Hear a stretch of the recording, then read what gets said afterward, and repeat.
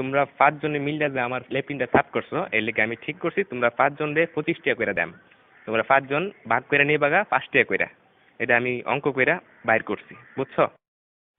আপনি কি আমরা ব্যাক কল পাইছুন? আমরা 5 জনে কাম করছি, যদি আপনি 25 টাকা হয় তাহলে আপনারা 5 টাকা করে না, আমরা 14 টাকা করে দেন লাগবো। আপনি এটা কিতা কই?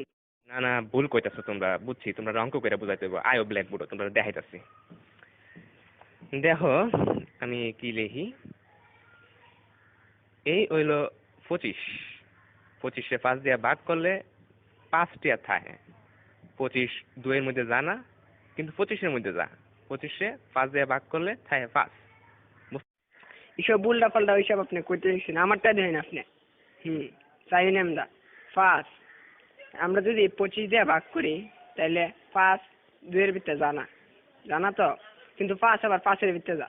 5 1 5 তাই 0 কাটতে লামাইলাম 2।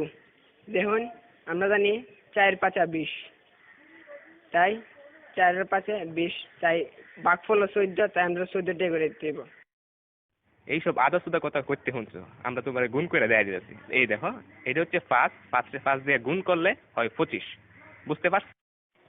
এটা আজাইরা ফাজাইরা আপনি কি সব করতেছেন? হ্যাঁ, আপনার হিসাব হয়েছে না, আমি আপনার আবার নতুন টিকা হিসাব করে দেখাইতেছি। এটা কেন 14 আর 5 গুণ করলেও 4 5 20, 5 1 5, মোট কত হইল? 25। দেখছেন আমার হিসাব? অহন বুঝতে পারছি তোমরা সত্যি আসুদা। আমরা অঙ্কটা দেখো, 14 14 14 14 5 বার দিছি। এই দেখো এখন 4টা 5 যোগ করলে এখানে হইতাছে কত হইতাছে দেখো, 4 আর 4 8, 8 আর 4 16, 16 আর 4 20।